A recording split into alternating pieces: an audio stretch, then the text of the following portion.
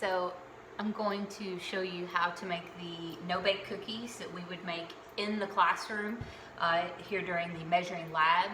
There are a lot of variations that you can do on this recipe. I'm going to show you the traditional way. My grandmother makes these around Christmas time. We make them in the classroom a lot. They are a favorite if you've never had them before.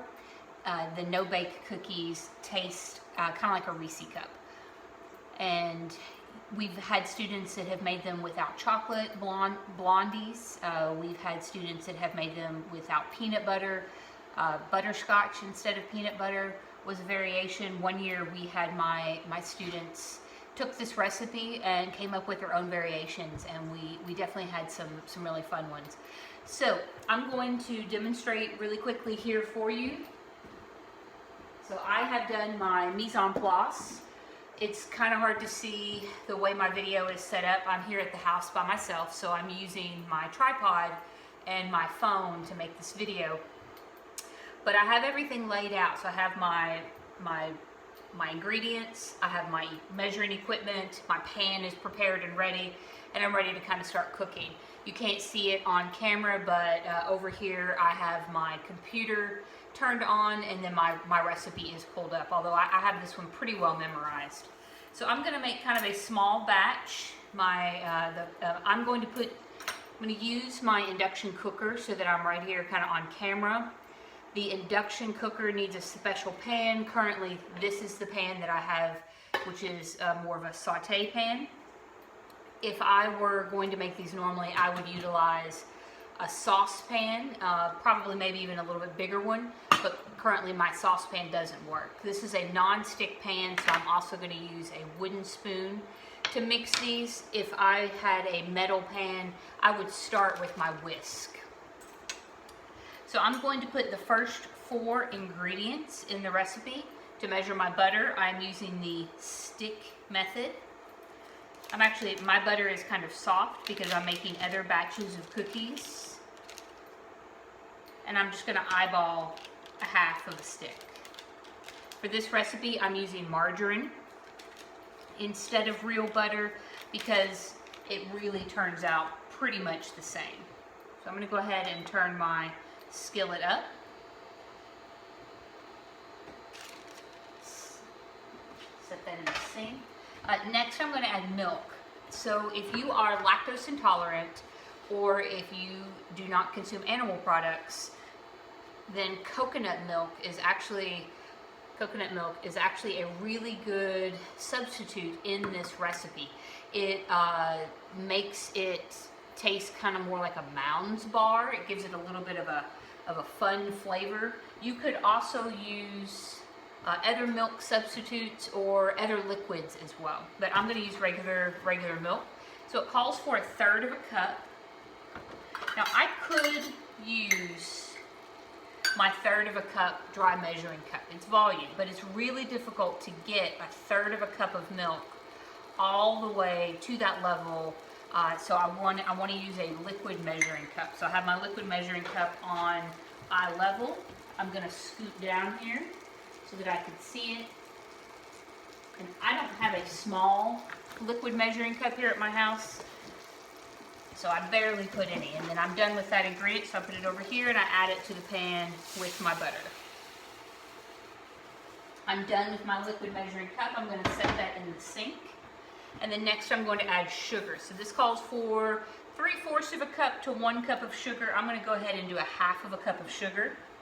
So I'm going to take my sugar container. And remember, with sugar, I can scoop. And then I want to take something flat and level it off. And I'm going to add my sugar here to my pan.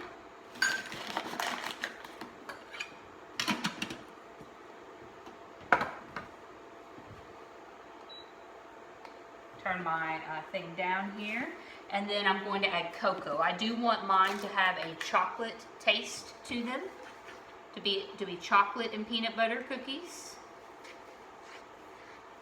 So I'm going to add cocoa, which is baking cocoa. It's bright in my kitchen. It's a very sunny day today. It's very bright in my kitchen. Oh, also something kind of fun about my kitchen, my trash can is on wheels.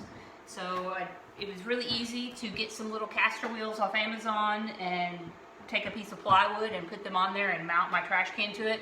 So here in my kitchen, my trash can comes with me. So I want 4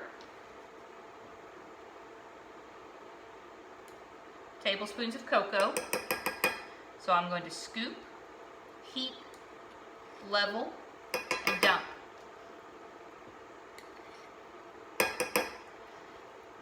And 4. And one of the good things about this recipe as well is that it's very easy to alter it and change it. If you're not a big fan of chocolate, then you don't have to put as much chocolate in there. If you like chocolate like I do, I put an extra tablespoon of the cocoa in there. And so I'm just going to work this together and stir it around. It has come to a bubble in my pan, and I want to let that kind of bubble around for about a minute. And the purpose of that, I'm not really cooking anything. My purpose is to melt everything together. So I want the sugar to dissolve. I want the cocoa to dissolve. I don't want lumps of anything. I want the butter and the milk and all of those ingredients together. And once I have bubbled that for a good minute, next I'm going to add my peanut butter. So I'm using Simply Ground with a little bit of crunch to it. You absolutely do not need to use any kind of crunch. I like it. So for solid ingredients, I'm going to use my half cup measuring vessel here. I'm going to scoop it out, pack it in, and I want to make sure to get a nice good pack in there. Pretty much going to use all of my peanut butter, I think.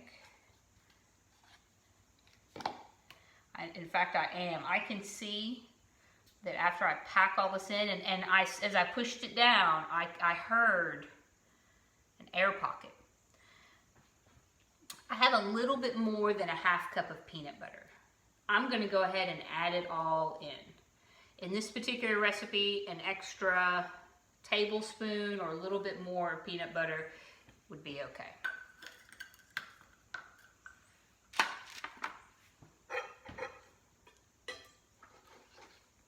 I turned my heat off before I added my peanut butter.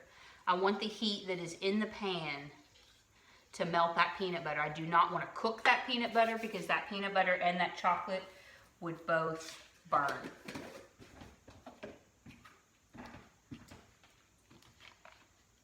I need a half of a teaspoon of vanilla. I'm going to measure over my trash can and not over my bowl.